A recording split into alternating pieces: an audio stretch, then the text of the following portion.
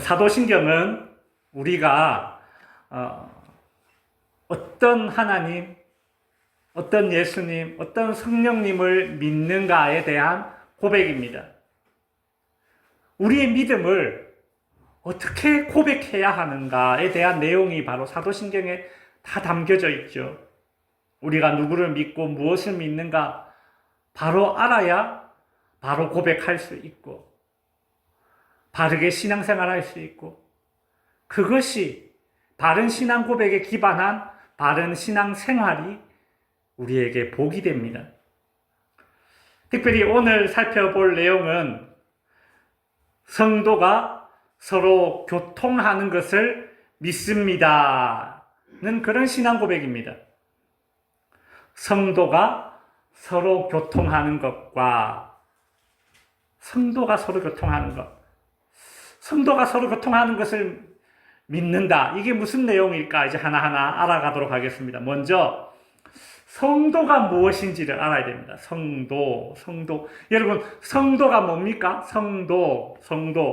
집사 직분 받기 전에 성도입니까? 그죠? 직분을 못 받은 사람 그냥 다 성도라고 퉁치면 되는 겁니까? 성도는 집사, 장로, 권사, 목사라는 이런 직분의 이름보다 더 영광스러운 이름이 바로 이 성도라는 이 호칭입니다. 여러분, 성도 한자로 무엇입니까? 거룩할 성에 무리 도자 아닙니까? 그러니까 한마디로 거룩한 무리가 성도예요. 성도. 즉 성도라고 불리려면 두 가지 자격 조건을 갖춰야 됩니다. 첫 번째 뭐예요? 거룩해야죠. 거룩한 무리니까 성도라고 불리려면 당연히 거룩해야 됩니다. 그죠? 두 번째 조건은 무엇입니까? 무리도 아닙니까? 무리를 이루어야 돼요. 때를 이루어야 돼요. 그래야 성도라는 호칭이 제대로 그 호칭에 부합되는 것이죠. 자, 근데 문제가 있습니다. 모든 사람이 죄인일진데 어떻게 거룩해질 수 있습니까? 우리가 성도라면 거룩한 무리인데 여러분 모든 사람이 다 죄인인데 어떻게 거룩하다라고 부를 수 있습니까? 방법은 하나밖에 없습니다. 사람 스스로 거룩해질 수 없으니까 거룩한 분과 연결되어져야 합니다. 사람 스스로 거룩해질 수 없으니까 거룩한 분 안에 내가 들어가야 됩니다. 속해야 합니다. 여러분, 예수님은 이런 말씀을 하셨습니다. 요한복음 15장 5절에 보면 나는 포도나무요 너희는 가지라. 그가 내 안에 내가 그 안에 거하면 사람이 열매를 많이 맺나니. 그렇죠. 포도나무가 있고 가지가 이렇게 있습니다. 이 가지가 포도나무에 붙어 있지 않으면 이 가지에는 절대 열매가 맺혀지지 않습니다. 가지는 나무에 딱 붙어 있어야지만 열매를 맺을 수 있는 거예요. 마치 여러분 군인이 되려면 어떻게 해야 됩니까? 군인이 되려면 군대 들어가면 됩니다. 군대 들어가면 나 군인이라고 부르지 마라고 그렇게 아무리 외쳐도 군대에만 들어가면 자동적으로 군인이라고 불립니다.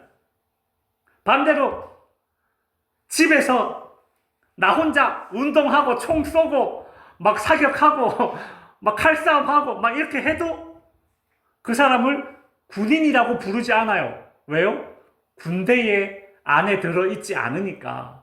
아, 저 사람은 혼자 운동 잘하는 사람, 뭐 총 좀 잘 쏘는 사람 이렇게 불릴 포수 뭐 이렇게 불릴 수는 있겠지만 군대 안에 들어가 있지 않으면 지 아무리 총을 잘 쏴도 군인이라고 부르지는 않습니다. 죄인인 우리가 성도라고 불려지려면 거룩하신 예수님과 연결되고 거룩하신 예수님 안에 내가 들어갈 때에 비로소 내가 거룩해집니다.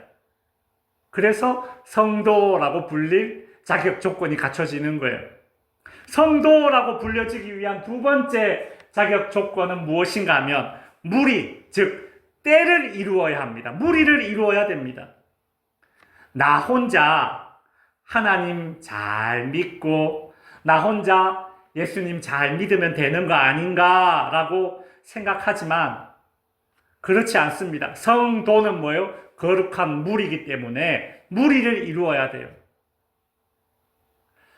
일본에 우찌무라 간조라는 신학자가 있었습니다.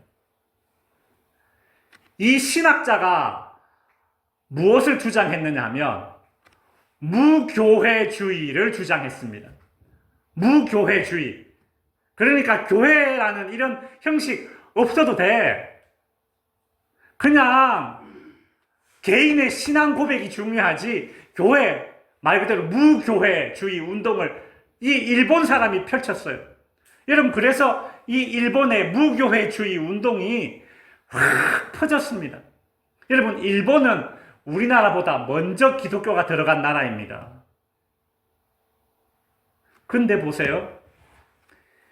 일본에서 무교회주의 운동이 퍼져서 일본의 교회는 어떻게 되었을까요? 오늘날 일본의 복음화율이 0.4%입니다. 0.4%.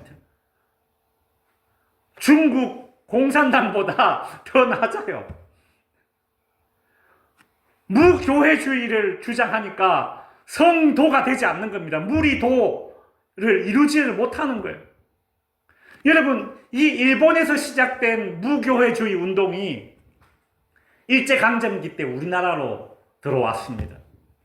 여러분, 일제강점기 때 일제강점기 때 우리나라 기독교 우리의 신앙의 선배들이 얼마나 그 믿음이 대단한 믿음이었습니까?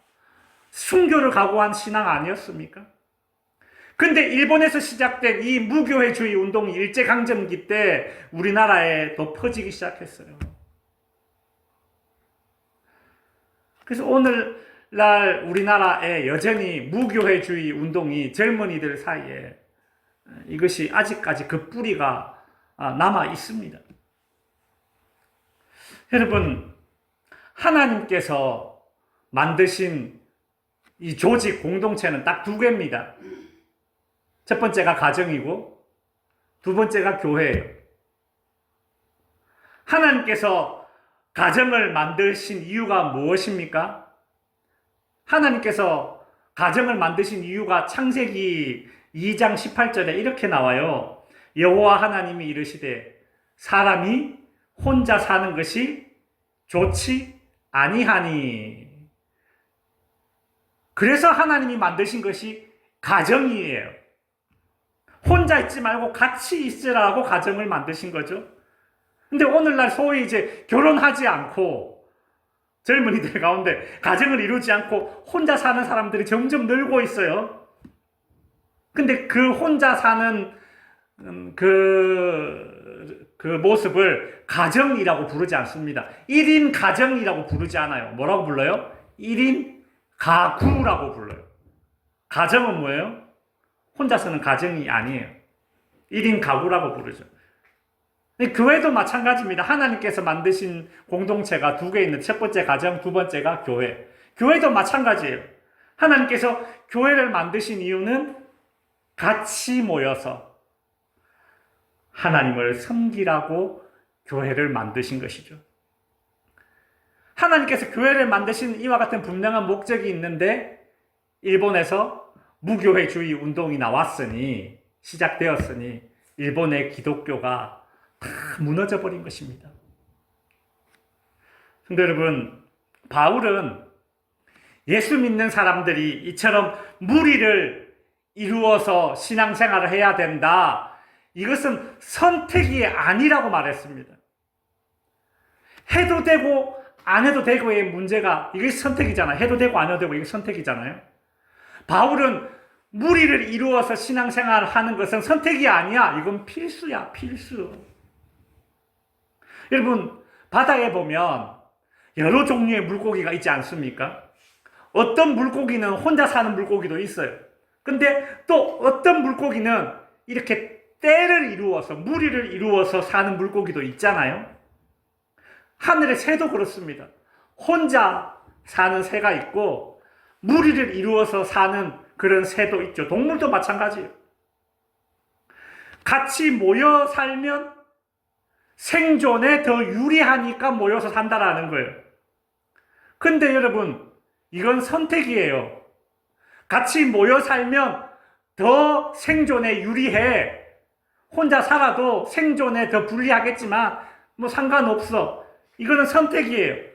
바울은 우리 예수 믿는 사람들이 모여서 함께 신앙생활 하는 그것이 선택이 아니라 생존을 위한 필수다. 그리 말하고 있어요. 고린도전서 12장 27절에 보면 너희는 그리스도의 몸이요 지체의 각 부분이라 이렇게 말했습니다. 바울은 성도, 즉 거룩한 사람들이 모여있는 이 교회를 이렇게 한 사람의 몸으로 비유했습니다. 그래서 이 머리가 제일 중요하잖아요. 이 머리 예수님이고 손, 발, 어깨, 허리, 발가락, 손가락 이런 우리 몸의 각 지체들을 성도라고 그렇게 비유를 했습니다. 여러분, 이 손이 우리 몸에서 이렇게 딱 떨어져 나가면 어떻게 될까요? 손이 죽어요. 그 괴사라고 합니다. 손이 썩어 나가서 죽는 거예요. 그러니 신앙생활은 모이면 더 좋고 안 모여도 되고 이런 선택의 문제가 아니라 살려면 모여라. 이것이 성도입니다. 한번 따라해주세요. 살려면 모여라.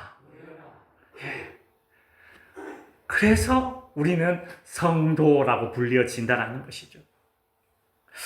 자, 근데 이번에는 그 성도가 교통하는 것을 믿습니다. 사도신경 그렇게 고백하잖아요. 자, 그러면 이 교통하는 것, 성도가 서로 교통하는 것을 믿습니다. 우리가 그렇게 사도신경 고백하는데 이 교통이란 뭘까요? 이 교통도 한자입니다. 사귈 교자에 통할 통자를 써요. 즉 사귀고 오고 간다라는 것입니다. 성도는 서로 사귀고 오고 가고 주고 받는 그런 존재라는 거예요. 목사가 예배 드릴 때 축도를 마칠 때 이렇게 축도를 하지 않습니까? 축도할 때 그 축도문이 고린도전서 13장 13절에 나오는 성경 구절입니다. 보시면 주 예수 그리스도의 은혜와 하나님의 사랑과 성령의 교통하심이 너희 무리와 함께 있을지어다 라고 해요. 여기서 이 교통이라는 말이 나오죠. 이 교통이 도대체 뭘까? 서로 교통하라고 이야기했는데 이 교통이 뭘까? 여기 보면 이 교통이라는 단어가 헬라어로 코이노니아라는 그런 단어인데 교통 잘 쓰지 않는 말이잖아요. 물론 교통이 혼잡하다 이런 말을 쓰지만 성도 간에 서로 교통한다 이런 말보다는 성도 간에 서로 뭐한다? 교제한다. 성도 간에 서로 뭐한다? 나눈다. 이렇게 말하면 좀 더 쉽게 이해가 되죠. 그죠? 코이노니아. 성도가 서로 교통한다라는 말은 성도가 서로 사귄다. 성도가 서로 나눈다. 그 뜻이 바로 성도가 서로 교통하는 것입니다. 사귄다. 나눈다. 여러분, 제가 예를 들어서 설명해 드릴게요. 자, 갑돌이와 갑순이가 서로 교통, 즉 교제, 다른 말로 코이노니아, 사깁니다. 서로 좋아하고 사귀게 되면 둘 사이에 무슨 일이 일어나느냐면 자기 것을 나누게 됩니다. 자기 것을 나누는 게 싫지 않아요. 내 것을 나누어 주는데 아깝지 않아요. 그것이 사귀는 것입니다. 안 그래요? 서로 사귄다 하면서 내 거 아까워 못 줘. 이런 연인의 관계를 보셨습니까? 그게 연인이 아니죠. 그죠? 원래 사람은 자기 것을 나눠주는 것을 아까워하고 싫어해요. 혼자 갖고 싶어 하죠. 좋은 것일수록. 이것이 타락한 인간의 본성이에요. 그런데 이상하게 서로 교제하면, 사귀면, 코이노니아하면, 교통하면 본능을 거스르게 됩니다. 내 것을 주기 싫어하는 그 본능이 허물어져요. 그래서 내 것과 네 것 사이의 경계가 허물어집니다. 사도신경에서는 성도가 이처럼 서로 교통하라고 말하고 있습니다. 성도는 서로 교통, 교제, 코이노니아, 즉 나누어야 합니다. 자기의 것을 나누어야 합니다. 그러나 인간의 본성, 타락한 인간의 본성은 뭐예요? 나누는 것을 싫어해요. 오늘 본문에 우리가 사도행전 20장 32절에 주는 자가 받는 것보다 복되다라고 말씀하고 있지 않습니까? 우리 주님이 친히 하신 말씀이라는 것이죠. 자, 그렇다면 주는 것이 받는 것보다 복되고 성도가 서로 나누어라, 교통해라 그리 말하고 있는데, 자, 그렇다면 우리 성도는 무엇을 서로 교통해야 될까요? 무엇을 서로 나누어야 할까요? 크게 네 가지입니다. 성도들을 나누어야 할 건 네 가지. 첫 번째는 하나님을 아는 지식을 서로 나누는 거예요. 여러분, 하나님을 아는 지식을 나누는 것은 말씀을 나눈다는 것입니다. 말씀을 나누는 거예요. 두 번째로 받은 은혜와 사랑을 서로 나누어야 합니다. 여러분, 받은 은혜와 사랑을 나누는 것이 언제 가능합니까? 예배와 설교는 지금처럼 말이죠. 목사가 일방적으로 혼자 이야기해요. 이것은 말씀을 선포하는 것입니다. 근데 나누는 것은 아니죠. 나누는 것은 서로 대화로 주고 받고 하는 것이 나누는 것이에요. 언제 내가 받은 은혜를 서로 나눌 수 있어요? 나 하나님 앞에 이런 사랑 받았어. 나 하나님 앞에 이런 은혜 받았어. 예배 시간에 갑자기 설교하는데 손 딱 들고 내가 받은 은혜를 나누겠습니다. 이러진 않잖아요. 그죠? 언제 받은 은혜와 사랑을 나누어요? 성경 공부할 때. 우리는 이제 요즘은 그렇지 않지만 예전에 구역 예배 드릴 때는 서로 받은 사랑과 은혜를 나누잖아요. 여러분, 그래서 교회에서는 이렇게 일방적인 목사가 선포하는 하나님의 말씀 일방적인 선포만 필요한 것이 아니라 성경 공부가 그래서 필요한 거예요. 제자 훈련이 그래서 필요한 것이죠. 세 번째, 성도들은 무엇을 나누어야 합니까?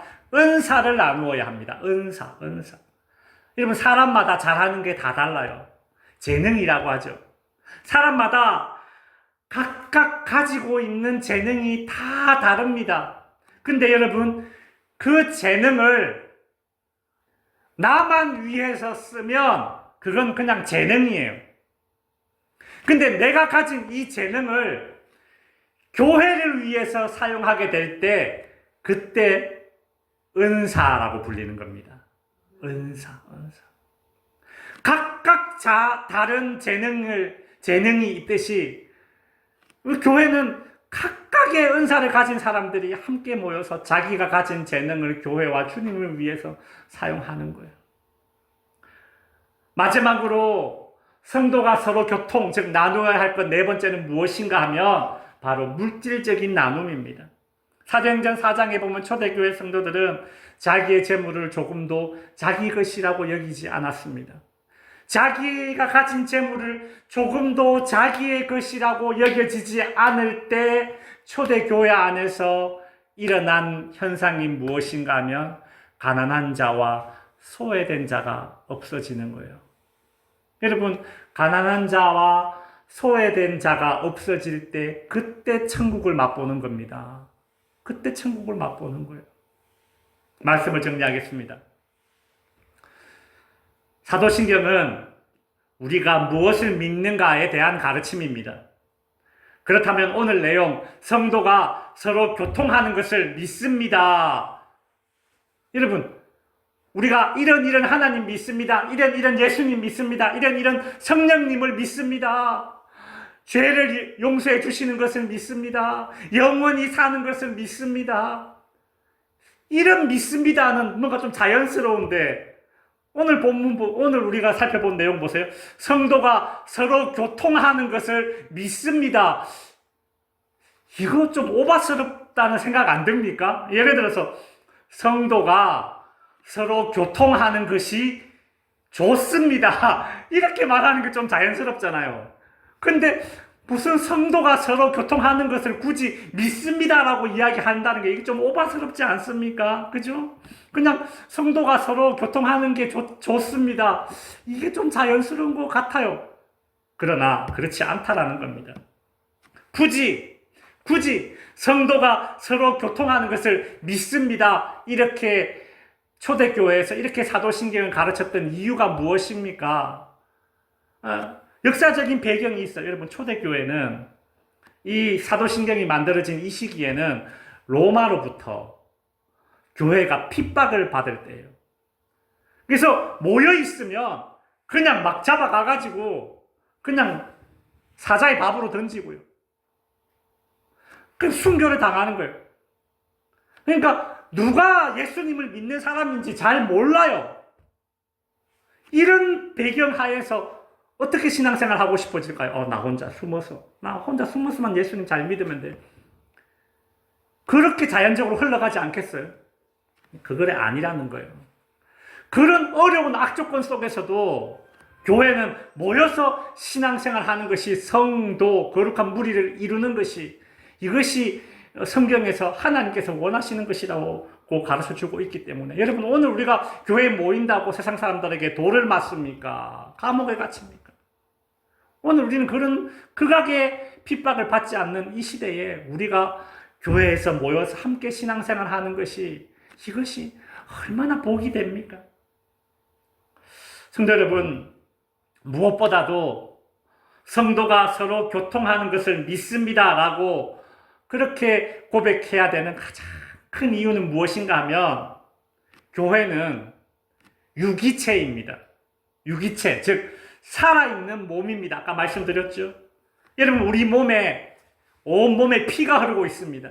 이 피가 심장으로 들어갔다가 다시 심장 안에서 다시 온몸으로 다시 흘러나갑니다. 흘러들어가고 흘러나오고 서로 주고받고 해야 살 수 있습니다. 오늘날 많은 질병들 가운데 혈전이라고 하죠. 이 혈관, 피가 흐르는 이 혈관에 이 피가 덩어리로 이렇게 막혀가지고 우리 몸에 생기는 질병의 종류가 얼마나 많은지 모릅니다. 피가 교통이 되지 않아요. 피가 교통이 되지 않아요. 그럼 온갖 질병, 건강하지 못한 몸이 되듯이 오늘 성도가 서로 교통하지 않는다면 그 신앙생활은 건강하지 못한 신앙생활일 수밖에 없는 것이죠. 성도 여러분, 그러므로 우리는 서로 교통하는 신앙생활을 해야 됩니다. 나누는 신앙생활, 아까 말씀드렸듯이 하나님의 말씀을 나누는 신앙생활, 받은 은혜와 사랑을 나누는 신앙생활, 은사를 나누는 신앙생활, 재물을 나누는 신앙생활을 함으로써 살아있고 영적인 활력이 넘치는 신앙생활을 할 수 있는 저와 여러분들이 될 수 있기를 바랍니다. 기도하겠습니다.